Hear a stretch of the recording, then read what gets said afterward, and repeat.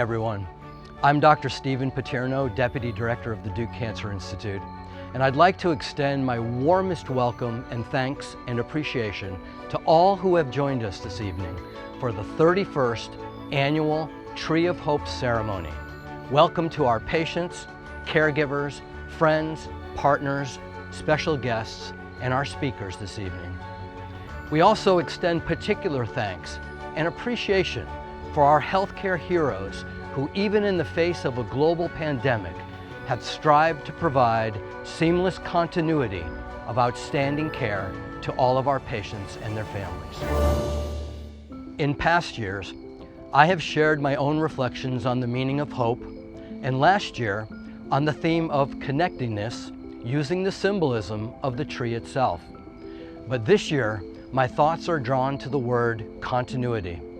The dictionary definition of continuity is the unbroken, consistent, and continuous existence or operation of something over time.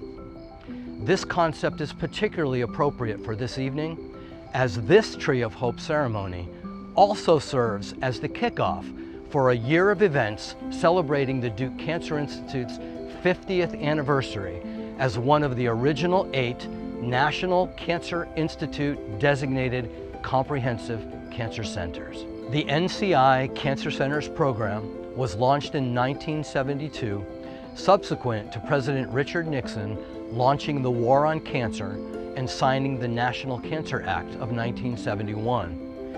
But cancer care here at Duke, similar to the National Cancer Institute itself, harkens back to the 1930s. With the opening of the Duke University Hospital in 1930, the signing of the National Cancer Act of 1937 by President Franklin Roosevelt, creating the National Cancer Institute, and the 1937 opening of the Duke Brain Tumor Program. So tonight, we are actually talking about over 80 years of continuity of care, research, and education of the next generation of providers and scientists. From an academic perspective, celebrating 50 uninterrupted years of outstanding cancer care and groundbreaking cancer research since becoming an NCI-designated comprehensive cancer center serves as a humble reminder that each of us stands on the shoulders of giants who came before us. But more than just a timeline, this continuity reminds us of our commitment to conquer cancer across multiple continuums. The cancer care continuum, which includes prevention, early detection, diagnosis, interception, treatment, and survivorship. And the cancer research continuum, including basic, translational, population, clinical, implementation, and policy research. Most importantly, it reminds us of our commitment to the continuity of cancer care for each individual patient and their families, with patient-centered care as our highest priority. Continuity of care is concerned with the quality of cancer care over time and the process through which patients, caregivers, and healthcare providers are cooperatively involved in the shared goal of achieving the highest quality medical care.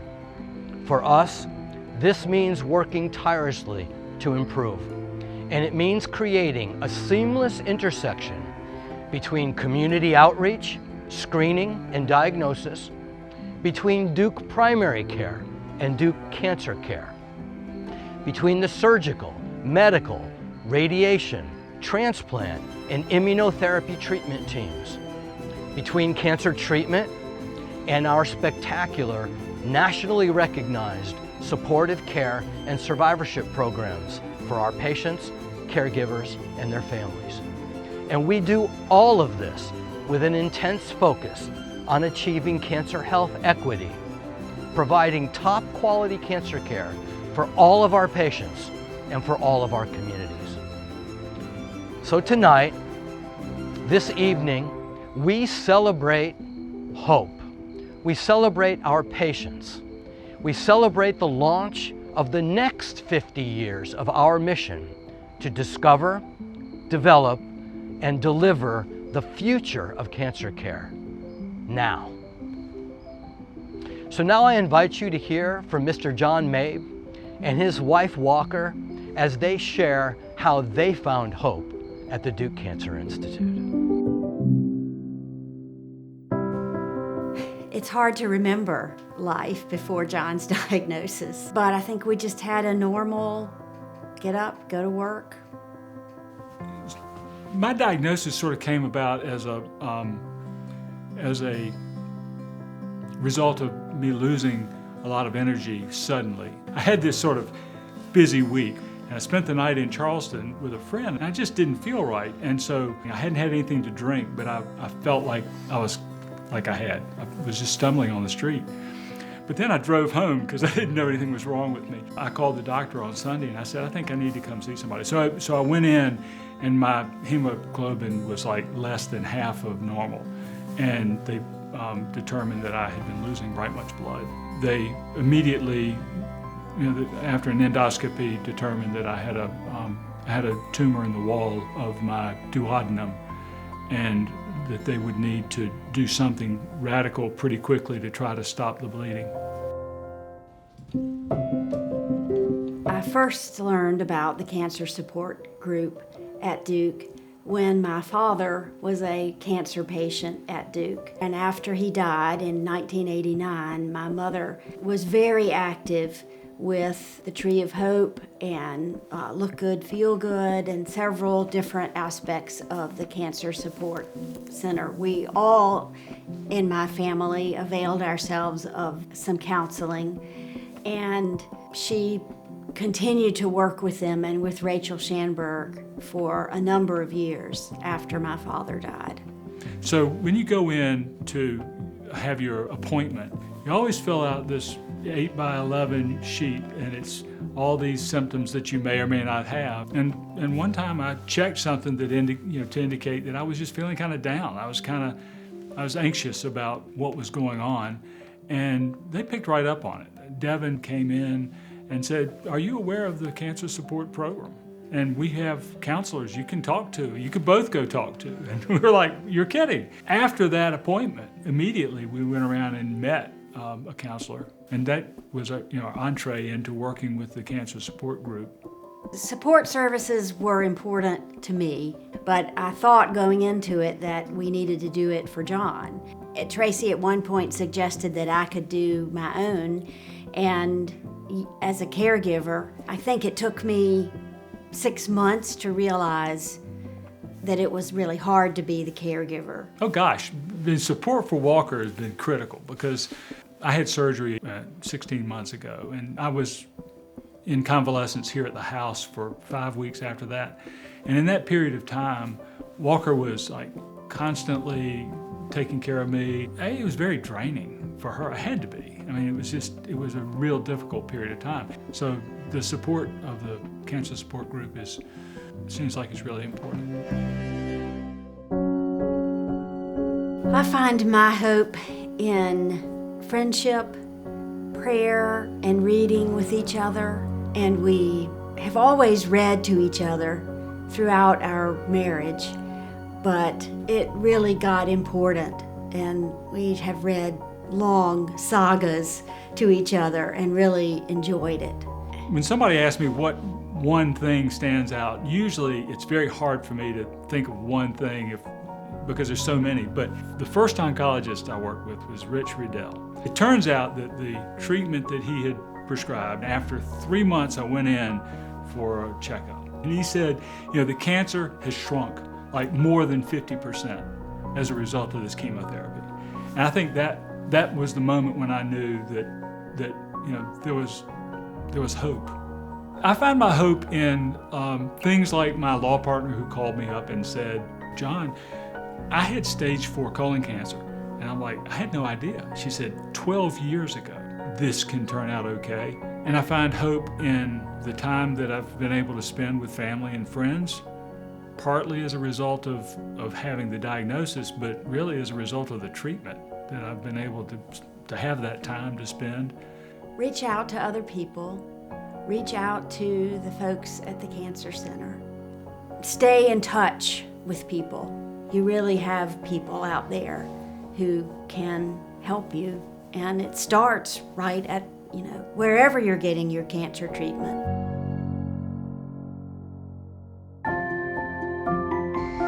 Thank you so much for sharing your message, John and Walker. My name is Dr. Robin Famaletti, and I am the Chief Administrative Officer of the Duke Cancer Institute. As you've heard from Dr. Paterno, Duke has a long history of providing exceptional, comprehensive cancer care. We know that cancer not only touches the life of each patient, but everyone surrounding them. That is why we support not just our patients, but the caregivers and family as well. It's important to us that our Duke Cancer patient support programs and services are free of charge. The goal of our no-charge offerings is to empower patients from diagnosis through treatment and beyond, while breaking down barriers to accessing this critical care. I've had friends and close family members touched by cancer, and most recently lost my mother-in-law. I can tell you firsthand how important and comforting cancer support services can be. The deep connection that happens between our support staff and each patient and family is at the core of our program. Helping patients and families adapt, process, and find paths forward is a true honor. Now let's hear another story of hope. Please meet Nikki Mclean.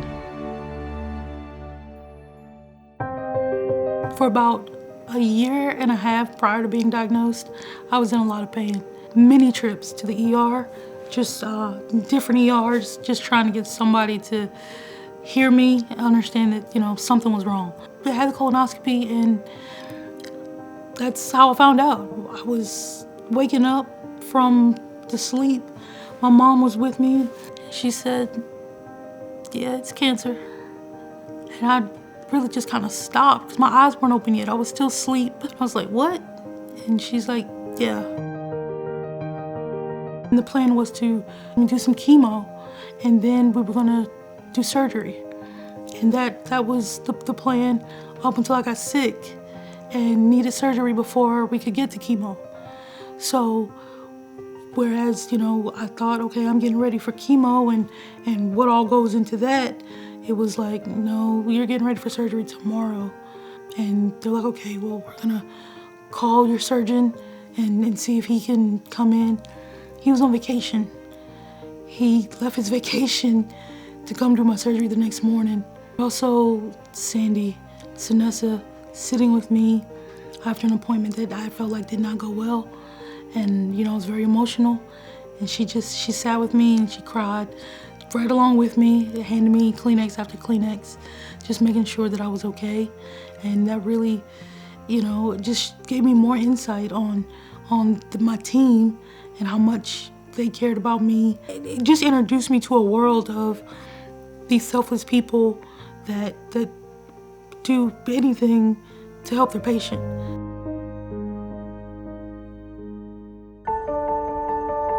It wasn't long after I was diagnosed that I knew I needed support service.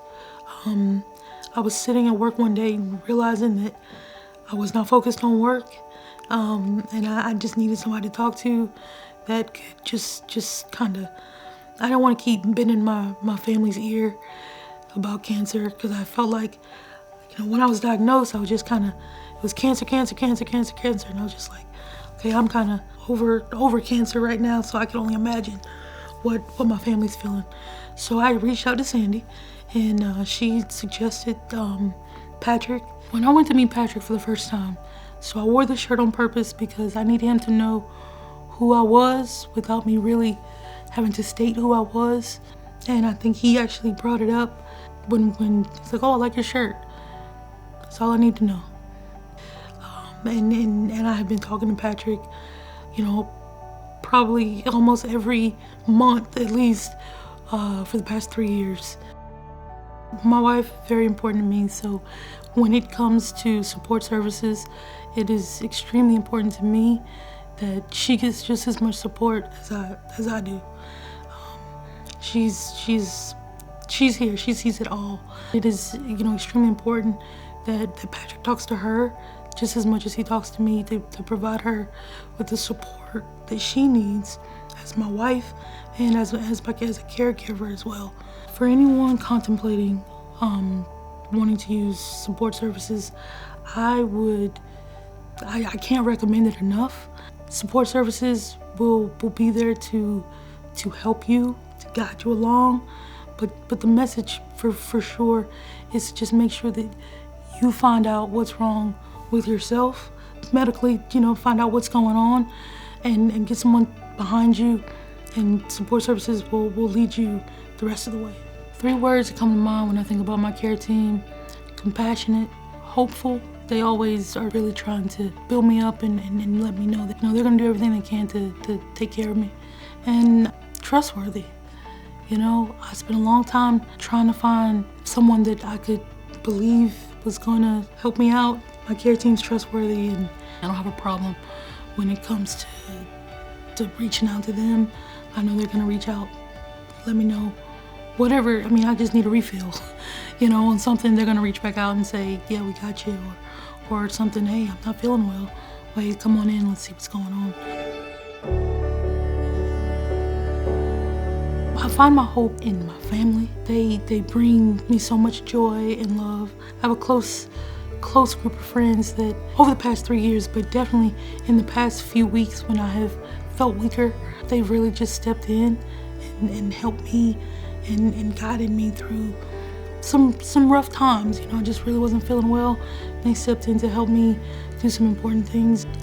The number one message that I have is that it is super important to listen to your body. There are so many avenues at Duke that can help you get through going through this process. Support services for me was key.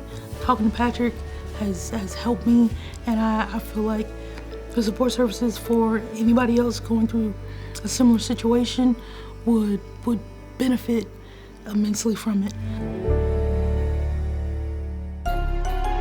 Thank you, Nikki, for sharing your story with us tonight. My name is Jean Hartford-Todd, and I am a child life specialist and the co-lead for KidsCan. Since the founding of Duke Cancer Patient Support Program in 1987, we have been and are still learning from patients and their families. Time and time again, we have seen that supporting a family along with a patient is essential. We have heard from mothers, fathers, sons, daughters, brothers and sisters about how cancer has affected them as they witness their loved one undergoing treatment. What we know is that a family remains a family through cancer treatment by coming together in conversation, emotions, and experiences. Our team ensures that families are able to have the tough conversations about cancer that help them to connect. The Duke Cancer Patient Support Program prides itself on the extensive educational, counseling, and group support our team provides to even our youngest family members. Tonight, I have the privilege of introducing you to one of these families. Stacey and Carrie Phipps will share their experience with KidsCan. KidsCan is designed to meet the needs of families facing cancer. Parents are able to connect on what it is like to parent while being treated for cancer. And kids and teens are able to talk about their parents' cancer with others their own age who understand. I am honored to introduce our next speakers, Stacey and Carrie Phipps. When I was first diagnosed with breast cancer, my immediate thought was about my daughter Carrie and what would happen to her if something happened to me. When I was diagnosed, I went for a second opinion and a third opinion, and in some places I just felt like I was a patient, but at Duke I felt like I was a person, and I saw that demonstrated time and again. My oncologist, Dr. Periani, really sealed the deal, so to speak. He just was so personable, and he asked me about Carrie by name, and he asked me about my career and about my husband, and he just was really interested in my life outside of cancer, and I could feel that. When I was undergoing my treatment, we really struggled. It was so hard for Carrie to understand why I was so tired and cranky. And I tried to explain things to her, but it was just difficult for her to understand. And it helped her to be able to talk to other kids and hear them say that their mom was acting like that too, and their mom was tired all the time, or that they were frustrated or angry. Kids Can was a great outlet for her so that she could be with other kids and know that her experiences were okay. Kids Can helped me understand that my mom was really hurting, and it's okay for her to be cranky. And I love her. It's very fun, and you get to hear other kids share, and other kids get to hear you share, and you also get to do really fun crafts. When I finished my treatment at Duke, it sounds strange to say, but I was sad that I wasn't going to see my people for a while. I felt like everyone there really cared about me, and I missed them in an odd way. I'm looking forward to a checkup because I miss particular people that were on my care team. When I think about my care at Duke Raleigh, I'm just so blessed to live in a place where I had such good care available to me. I know people in some of my support groups don't have the options that I do, and they don't have the extra services and benefits available to them. I find my hope by looking at the 7-year-old next to me. And I'm also very blessed to have a supportive husband. When I was losing my hair, he shaved his head too. And I was also lucky that my parents were able to move in with us for a while to help with my care. I think everybody has to do the journey their own way. I talked to people that wore a lot of pink and ribbons and participated in a lot of events, and that just wasn't me. Cancer is something that happened to me, but it doesn't have to define me. So Carrie, you were with your mom when she was feeling yucky and tired. If you've got a message for other kids who have maybe a mommy or a daddy that's going through cancer, is there anything you want to share with them? Well, I want to share that it's okay for her to be okay, because if you have Kids Can, it's gonna help you feel better. And she might lose her hair, or, well, it will grow back, and she'll always be fine, and she'll always love you. I love you. Mm-hmm. You're my favorite girl in the whole world. Carrie, would you like to light the tree of hope with me? Yes, I would, Mama. 3, 2, 1.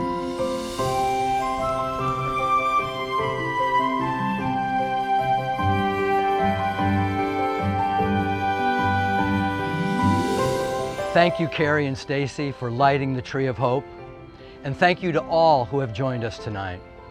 And with special thanks to our patients, their families, our staff, researchers, and physicians, let's celebrate the next 50 years of clinical excellence delivered with warm and compassionate care and breakthrough innovation in cancer research. Good night, everyone.